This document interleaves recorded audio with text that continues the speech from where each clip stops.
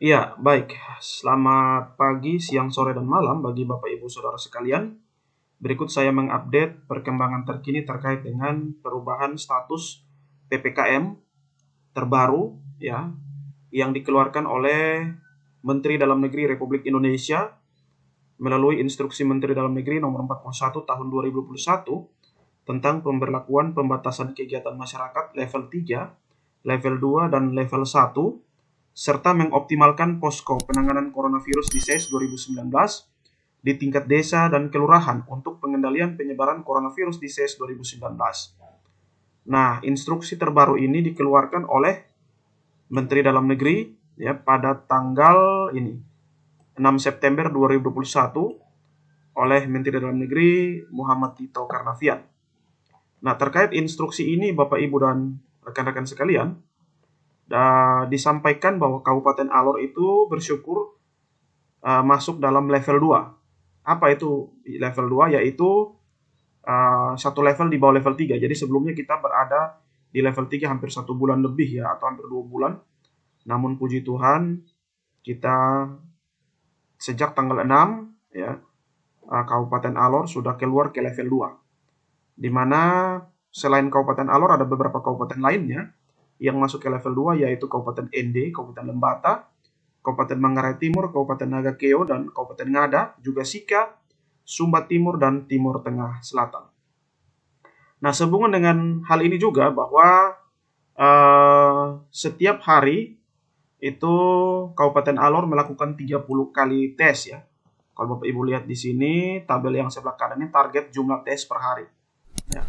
Di mana Kabupaten Alor per hari itu melaksanakan tes rapid sebanyak 30 orang atau 30 kali yang tersebar di klinik-klinik maupun di rumah sakit maupun puskesmas. Di Kabupaten Ende 39, di Kabupaten Lembata 21, Manggarai Timur 208, Nagakeo 21, Ngada 24, Sika 46, Sumba Timur 189, dan Timur Tengah Selatan 67. Nah, Bapak Ibu, masih seputar data yang sudah disebutkan di atas. Terkait penurunan level ini ada beberapa hal yang perlu diperhatikan. Ya. Nah, dalam poin ke-15, butir ke-15 dari instruksi tersebut dikatakan bahwa kabupaten kota dan kriteria level 2 dan level 1 pengaturan PPKM dengan kriteria zonasi dilaksanakan dengan ketentuan sebagai berikut. Yang pertama, pelaksanaan kegiatan belajar mengajar baik sekolah perguruan tinggi, akademi, itu untuk wilayah yang berada di zona hijau dan zona kuning melaksanakan kegiatan belajar mengajar sesuai dengan pengaturan teknis dari Kementerian Pendidikan, Kebudayaan, Riset, dan Teknologi dengan penerapan protokol kesehatan. Nah, selanjutnya untuk wilayah yang berada dalam zona orange melaksanakan pembelajaran di satuan pendidikan dapat dilakukan melalui pembelajaran tatap muka terbatas dan atau pembelajaran jarak jauh. Nah, dikecualikan SDLB, MILB ya, itu mereka dapat melaksanakan minimal 62% ya, atau maksimal 62% sampai dengan 100%. Sementara yang lain-lain itu dengan kapasitas 50%.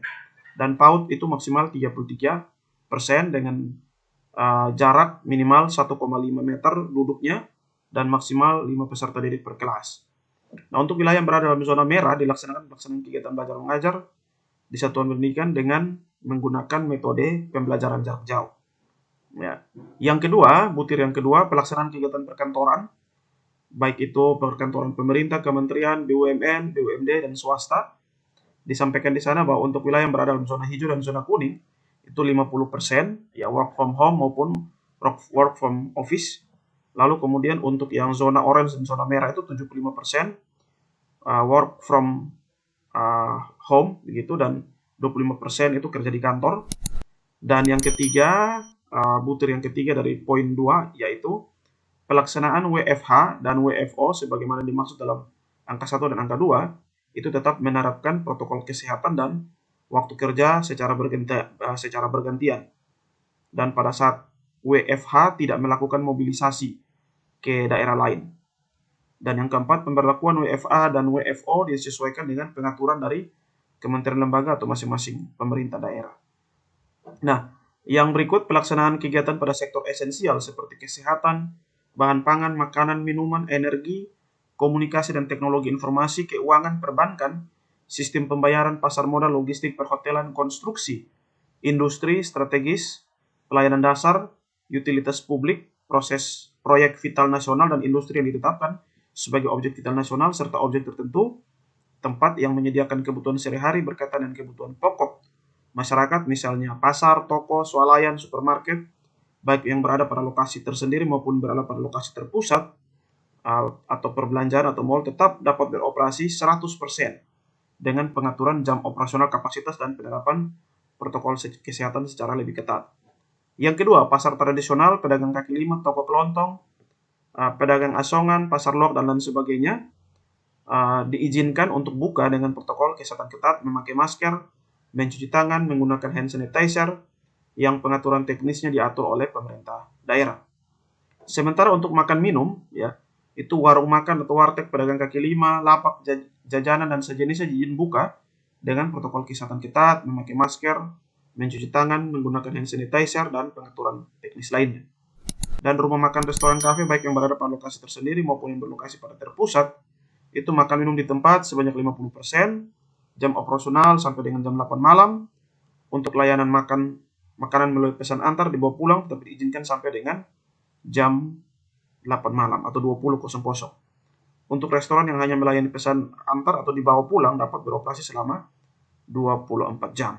Selanjutnya, untuk pelaksanaan kegiatan pada pusat perbelanjaan, mal atau pusat perdagangan, ini pembatasan jam operasional sampai dengan pukul 21 dan pembatasan kunjungan sebesar 75%. Itu untuk wilayah yang zona hijau. Sementara untuk wilayah zona kuning, itu jamnya sampai jam 8 dan pembatasannya 50%. Dan untuk zona merah sampai jam 5 sore dan pembatasannya 25%. Pelaksanaan kegiatan konstruksi tetap 100%. Pelaksanaan kegiatan ibadah pada tempat ibadah di masjid, musola, gereja, pura, vihara, serta tempat lain, itu untuk zona hijau, kegiatannya pada tempat ibadah dapat dilakukan paling banyak 75% dengan tetap menerapkan protokol kesehatan. Untuk wilayah kuning, paling banyak 50%, dan untuk wilayah orange 25%. Sementara untuk wilayah merah, kegiatan peribadatan tetap dapat dilakukan paling banyak 25% dari kapasitas dengan tetap menerapkan protokol kesehatan.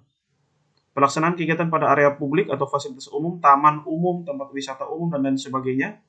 Untuk wisata atau wilayah yang berada di zona hijau diizinkan buka dengan pembatasan 50%, untuk zona kuning 25%, dan untuk zona merah tetap 25%, dan di mana semuanya tetap menerapkan protokol kesehatan.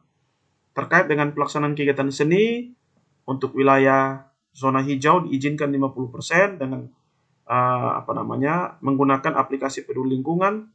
Lalu kemudian untuk wilayah berada di zona kuning diizinkan 25%, dan zona oranye dan zona merah diizinkan 25%. Sementara untuk resepsi pernikahan, nah ini buat Bapak Ibu yang resepsi pernikahan,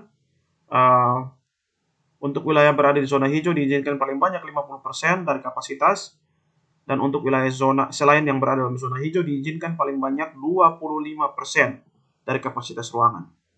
Pelaksanaan kegiatan rapat, seminar, pertemuan, dan lain sebagainya untuk wilayah berada dalam zona hijau dan zona kuning diizinkan dibuka dengan pembatasan 25%, dan untuk zona orange, zona merah ditutup. Ya. Zona orange, sekali lagi, untuk zona orange, zona merah ditutup untuk sementara sampai wilayah dimaksud aman berdasarkan penetapan pemerintah daerah setempat. Nah, untuk penggunaan transportasi umum, kendaraan, sewa rental, dan sebagainya dapat beroperasi dengan melakukan pengaturan kapasitas jam operasional dan tetap penerapan protokol kesehatan. Sementara pelaksanaan PPKM di tingkat RT RW, desa kelurahan, dan kecamatan tetap diberlakukan dengan mengaktifkan posko-posko di setiap tingkatan dengan melihat kriteria zona pengendalian wilayah. Demikian yang bisa saya sampaikan terkait update terkini berkaitan dengan penurunan level status PPKM dari yang sebelumnya level 3 ke level 2 yang dikeluarkan oleh Menteri Dalam Negeri melalui instruksi Mendagri nomor 41 tahun 2021. Jangan lupa untuk share, like, komen, dan juga subscribe channel saya, dan agar saya terus semangat untuk membagi informasi kepada Bapak Ibu sekalian. Selamat siang, selamat pagi, selamat malam, shalom, assalamualaikum warahmatullahi wabarakatuh, salve, salam sejahtera untuk kita semua.